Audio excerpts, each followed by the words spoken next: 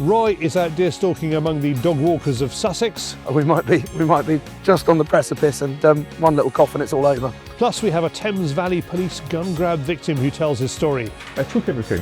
There's nothing left. Ian Hodge compares new shotguns from Beretta and Browning. Podcast this week is with Ferreter Simon Whitehead, and David is on the new stump. Welcome to Fieldsports Britain.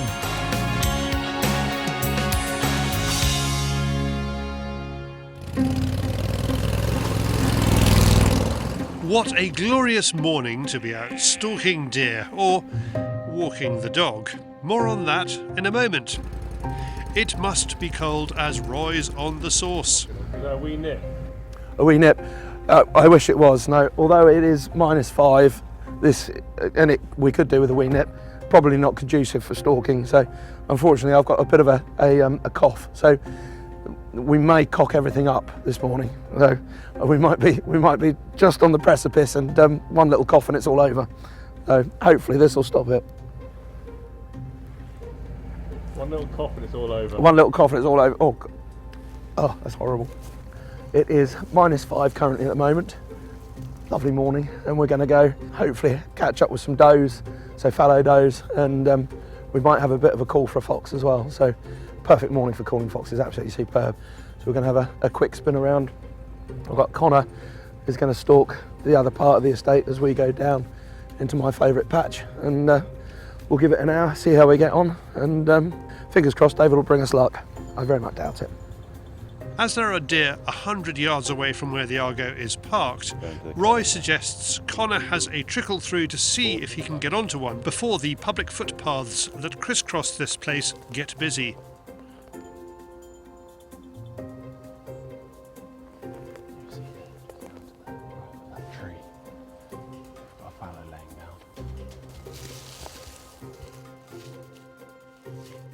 To make sure of a safe backstop, Connor approaches from the left.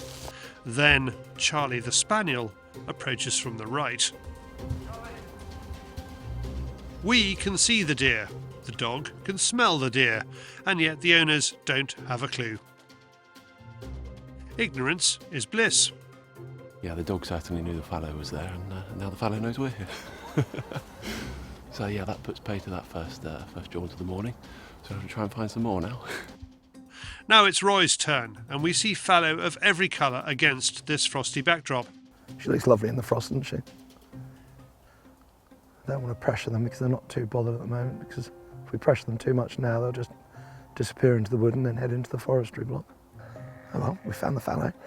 Unfortunately, there's not a lot we can do with those at the minute because we've got a footpath directly behind them. Let's see where these go. Roy tries to work around them. It doesn't work, and they head down and away. Got a few deer that are just out here, but again, they're right on the horizon. I need them to come down to our right, so we've got a backstop. Not great. The only chance we have now is to work through the wood.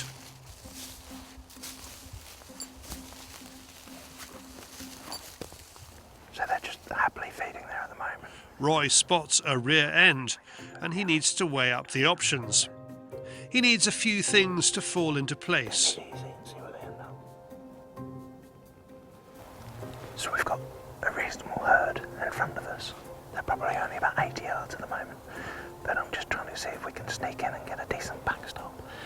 They're completely unaware of us, even though David's crunching about like a yeti at the moment, but they, as I say, they're just happily feeding down. And again, when you think about exactly where they are, it's perfect because they're just on the brow of the hill. So they've got perfect visual for anything coming from the downwind and anything coming from upwind. Then they'd scent us, so we're just coming in from the side. But for us, at the moment, there's no backstop because we're shooting along the hill line a little bit.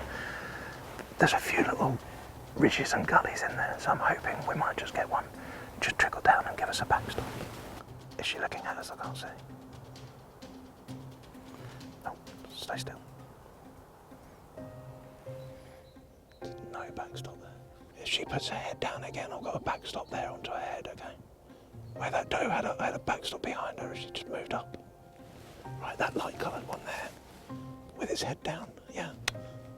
David, you want it?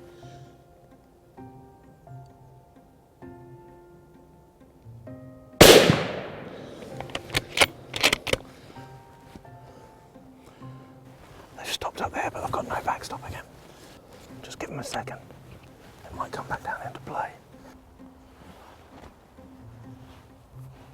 It looks straightforward, but a lot of decision-making went into that before Roy pulled the trigger.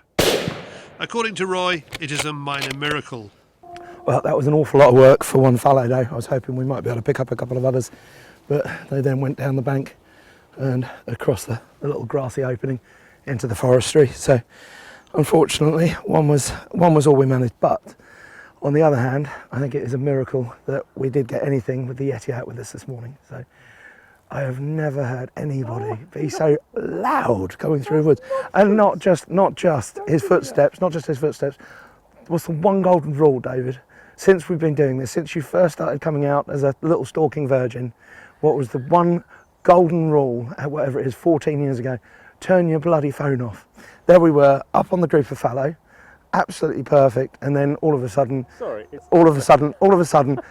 ping, ping, ping. Somebody's popular, aren't they? I mean, it must be reasonably loud because you're so deaf. Exactly, yes. Under 3 layers of clothing. All right, so David, hardly ping, David, ping. David, have you turned your phone onto silent? No. I didn't expect on a Sunday morning to be inundated with fan mail. Well, you shouldn't be so popular. It's because you used to be a model, darling. The morning should, of course, lend itself to foxing, but when we were waiting for the deer to fall into place, there was what sounded like a distress call behind us. There was something. There was something dying back there, wasn't there? There was something really not happy behind us. So it sounded like a fox or a stoat or a weasel had caught hold of it sounded like a rabbit that going off. But yeah, something was suffering an untimely demise back there. It didn't sound very pleasant. But poor little bugger, whatever it was. Which is a shame because I wanted to, after we did this, I wanted to squeak for a fox. But every fox in Christendom will have made its way to whatever was going on over there. That's what I was going to ask actually, whether that messed us up. It does, yeah. No, every fox that would have been out here would have gone to investigate what was going on there. Never mind, it was a beautiful morning and successful, despite Charlie. Thank you, Roy. Had issues with dogs and deer? Have you been that dog walker? Let us know in the comments below. Now, what's in this week's Fieldsports Extra? A dog retrieving litter, bra and pants, and a biathlon competitor. It's not a real rifle. This week's Fieldsports Extra competition is for a fabulous luxury dog bed from Tuffy's, priced at up to £338, depending on the size of your dog. Viewers can also enjoy 10% off Tuffy's using the discount code FSTV10, valid until the end of February 2025. Become a Fieldsports member now with insurance and watch our exclusive members-only show Fieldsports Extra to find out how to enter our free competition to win it. Next, just as fluffy, it's David on the Fieldsports Channel News Stump. This is Fieldsports Channel News.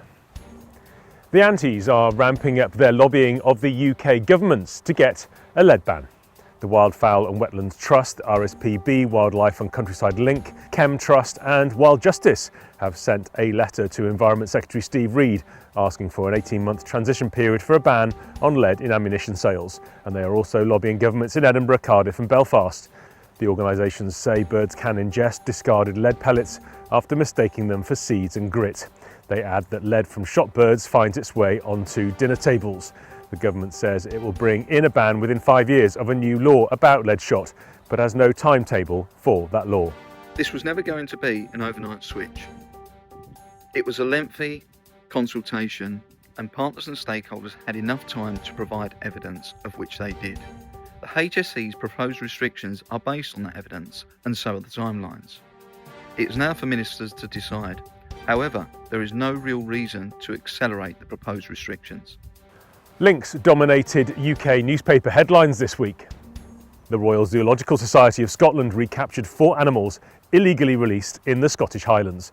One of them later died. Attention turned to the vigilante or rogue rewilders who might have released them. Celebrity rogue rewilder Ben Goldsmith welcomed the release, but denied it was his doing. Pro-rewilding groups lined up to condemn the release. Police have made no arrests.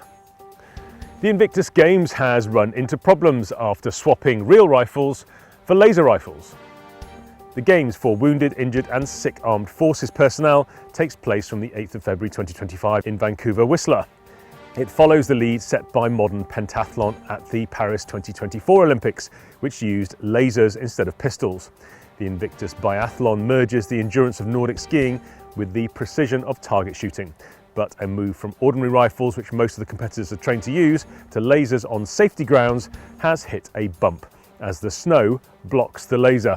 Chris Bride, who competes in the Games for the USA, recorded this for us. After having some time shooting the guns on the range, I can see several disadvantages. We had a couple issues with the cold and some of the guns just not working. Also, snow seemed to obstruct some of the targets. So, for example, I shot perfectly for 5 laps, and then 1 lap I only hit 1 target. And then we checked out the gun, and there's a bit of snow in the covering the whatever you call it, the laser thing. The Shuffle Countryside Awards, in partnership with the Game and Wildlife Trust, will shine a light on conservation. The awards are open for entries and span 6 categories. You can enter until the 31st of March 2025 through a webpage, and nominations are encouraged from all quarters, whether it be an individual striving to make a difference on a couple of acres or a collaborative project spanning several farms or estates. The awards ceremony will be held in October 2025. The long-running Purdy Awards for shoots, also with the GWCT, will continue. There may be a new catfish record. A massive catfish landed by Sean and Chloe Ing took 90 minutes to reel in and was worth the effort. The fish weighed 150 pounds, beating the previous record by 7 pounds. Caught at renowned catfish venue Chigford Fishery in Essex, this is the water where Darren Wrights holds the current 143 pound record for a fish called Scar. The catfish banked by Sean is a different specimen and is now awaiting confirmation from the British Record Fish Committee. There's a new fly fishing documentary on Baltic salmon in northern Sweden. The film by production company The Undefined Fly Fishing Project aims to shed light on the decline in salmon migrating up rivers in recent years. Called Free Falling, it follows salmon anglers Emily Bjorkman and friend of the show Lars Monk during the 2024 season. It includes scientists trying to explain what has happened to local salmon populations and why it is happening. The government of Western Australia is under fire after its muddled approach to firearms. It sent gun owners a text saying that its buyback scheme for banned guns ended at the end of August 2024. It turned out, however, that it had not banned the guns. The government backpedaled and told gun owners to ignore the text. The new laws come into effect in March 2025. Western Australia taxpayers will have to pay up for up to 100,000 guns from its 95,000 gun owners. They issued the buyback. People could buy back their firearms. Then when they released the regulations we were just talking about on the 23rd of December, they've listed a whole host of new firearms that will now become obsolete that people obviously haven't had the chance to get the buyback on because they've only just advised us. And finally, hunt supporters caught Cheshire hunt sabs calling hounds towards a main road. The Hunting for Truth posted this video showing a sab not keen to get her shoes dirty and not thinking or caring about the consequences of luring hounds onto a busy road. You are up to date with Fieldsports Channel News. Stalking the stories, fishing for facts.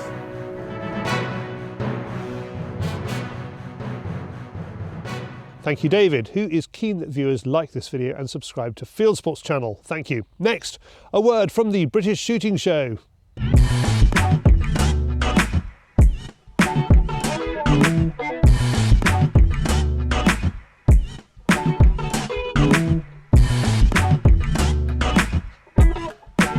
It's the biggest, the best, the British. Visit the Great British Shooting Show from the 14th to the 16th of February 2025 at the NEC Birmingham. Book tickets online and save now at shootings.co.uk. Fieldsportscompetitions.co.uk is going strong, and this round of prizes comes to an end in 2 weeks and includes an electric Mincer thermal imager and thousands of shotgun cartridges. Now, Les Brooks runs shoots in Bedfordshire and had the knock on the door late at night from police who had come to seize his guns. Les Brooks runs Shoots in Buckinghamshire. Born a Cockney, he does not so much call a spade as a bloody shovel, and that has landed him in trouble. 4 policemen come banging at the door. I thought they were bringing the door down, to be honest, but they were big police officers. 3 of them was anyway. And so I answered the door, and the big guy at the front said to me, "You're under arrest for..." "Are you Leslie Brooks?" I said, "Yeah." He said, "You're under arrest for breach of the peace." So I haven't breached any peace, I don't know what you're talking about. He said, "I went to my ex-wife's house," which was wrong, "and abused her boyfriend," which was wrong. They got it wrong. It was an altercation I had with my son-in-law, not my ex-wife at all. And then 2 officers wanted to take my guns, and the first officer said he wanted to handcuff me, and I said, "No, you can't do that. I've got my 10-year-old son here. He's crying his eyes out." The 2 officers then started taking the guns. The other 2 officers wanted to take me away, and I said, "Well, hang on, what's happening with my son?" They said, "Well, we've got his mum's number." I said, "But his mum, you don't know if she's available." So anyway, I got my son to call his mum, and his mum was coming over. 2 officers then took me to the police station, and the other 2 stayed here with my son, which I didn't think was very good because he was in tears, he was very upset. Les takes me to Milton Keynes police station, where the police took him that night. But there seemed to be a problem. The police wouldn't take him into the building. We waited outside in the car park there for about 30 minutes, and then we went inside, just on the left there, where you go into the custody thing. Kept me there then for 3 hours. So indoors or outdoors? Outdoors. Outdoors. Leaning on a wall like this one? Yeah, basically just a wall just in there. So so we sat there with 2 officers for 3 hours. I'm sure they probably had better things to do, but we sat there for 3 hours. I refused my blood pressure pills, and refused to go into the toilet till right at the very end. They said that they was processing other people, and that the custody sergeant was changing shifts. Eventually the custody sergeant come out, looked at the offence that I was supposed to have done, and said, "There's nothing to answer for. Take this man home. This is a Section 5 public order offence at worst. Let the guy take him up." And I wasn't taken into a cell. I wasn't admitted into custody. They just said, "Let him go." Les returned home to find empty gun cabinets. Obviously, they took everything. Nothing left. A couple of cleaning kits, but that's about it. While he'd been at the station, and while they were looking after his son, the police had taken Les's guns. If the police actions seemed muddled up to that point, they got worse. First of all, they took down his gun details wrong. Then, like so many gun grab victims, Les had to wait to find out the police's reasons for their actions. It boiled down to poor relations between Les and his daughter. They said the officer in charge would contact me, and then the officer come round. I was chasing them for 8 weeks because obviously I wanted to get my guns back. Eventually the officer in charge came round and offered me a fixed penalty notice. I didn't have a clue what a Section 5 public order offence was. I know there's a big campaign from, I think it's Rowan Atkinson, to do away with it because it curtails freedom of speech. He come round, offered me a fixed penalty notice, and at first I said, no, I refused it. I said, well, why am I going to accept that? I swore, that's all I'd done, was tell my son-in-law to tell my daughter to wind her neck in, with a few swear words.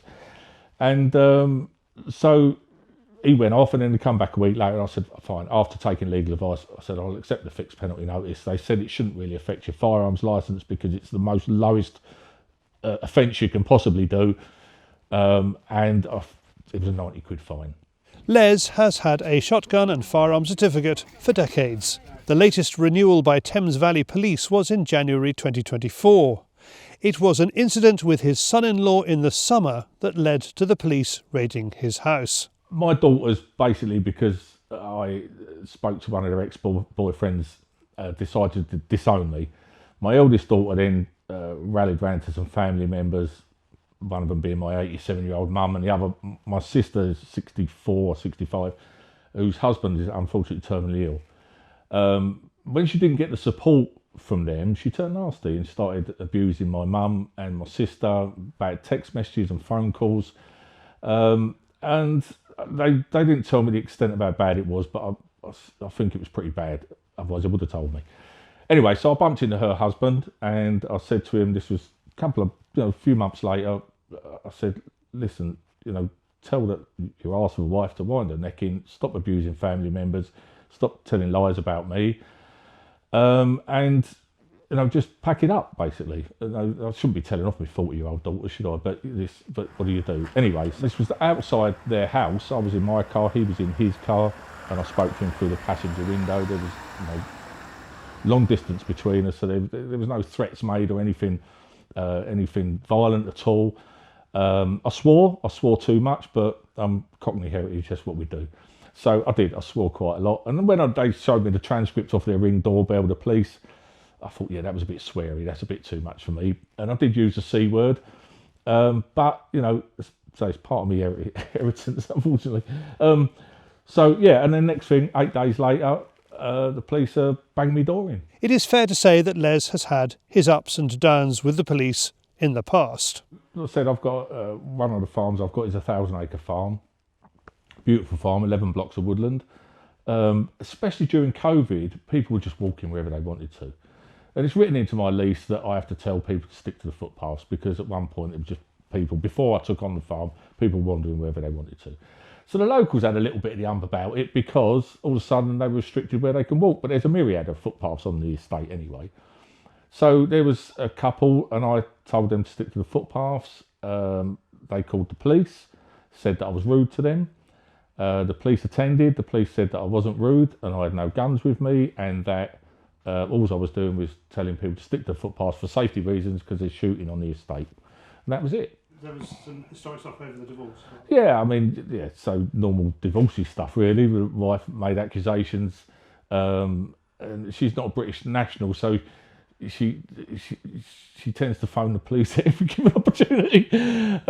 But she made some accusations against me, but totally unfounded. I've never been charged with anything at all. Anybody that knows me knows that it was all fabricated. Her attempt to try and get what's called an indefinite leave to remain visa in the UK. So when I renewed in January 2024, when my licence was up for renewal, the police asked her if she's got any objection, and she said no, she don't see no objection at all to me holding guns.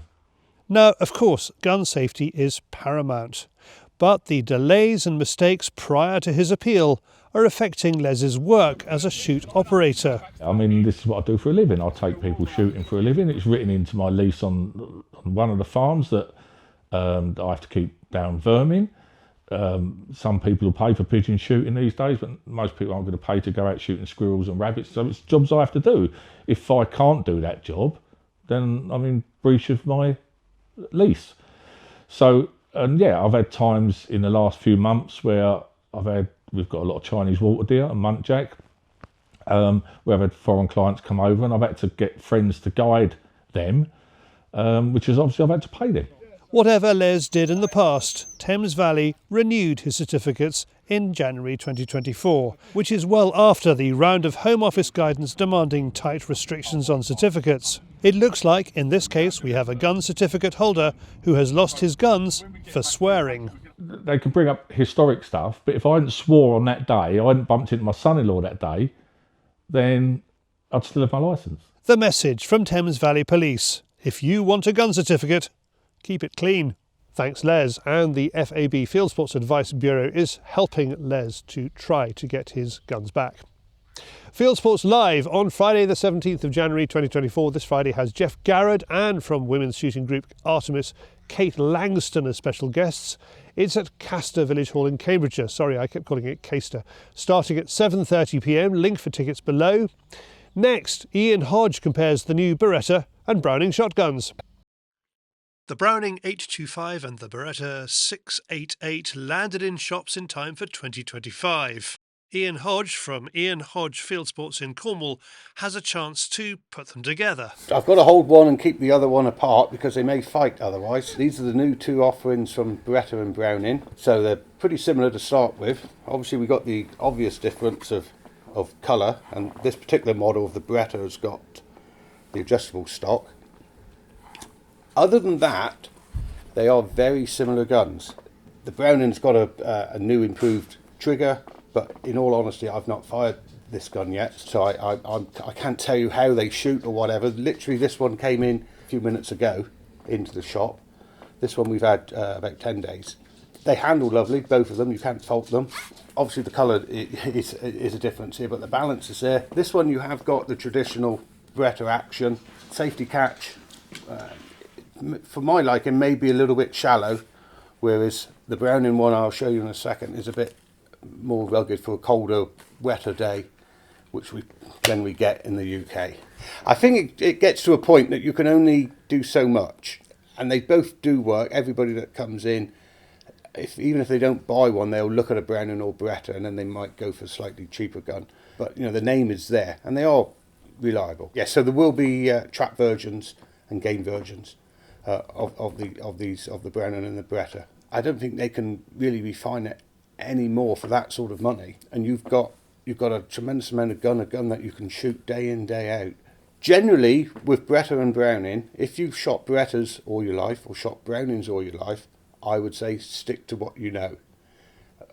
Quite often people have come in and they have shot a Beretta and they'll say, I fancy a Browning.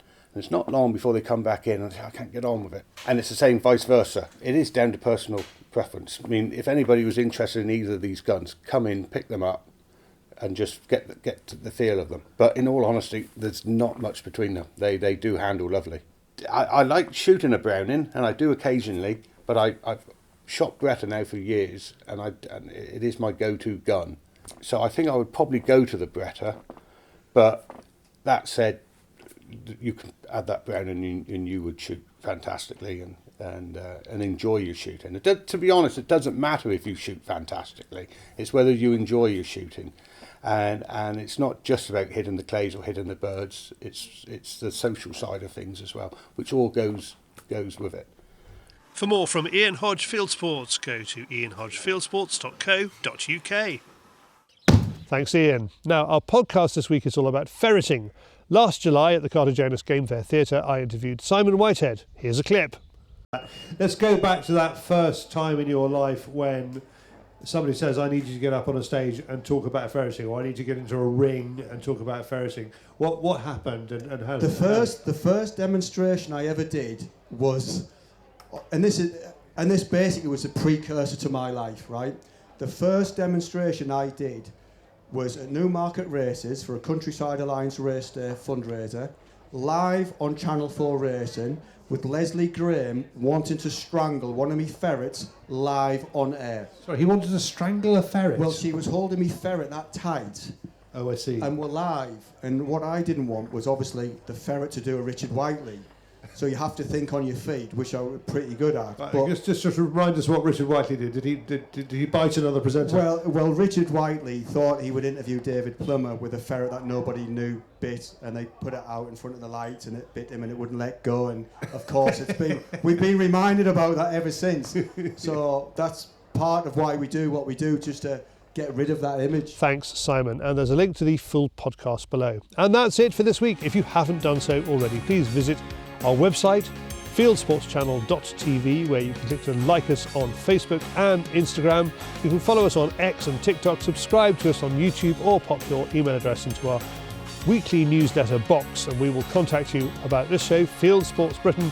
It's at 7 p.m. UK time every Wednesday. And this has been Fieldsports Britain. Good hunting, good shooting, good fishing, and goodbye.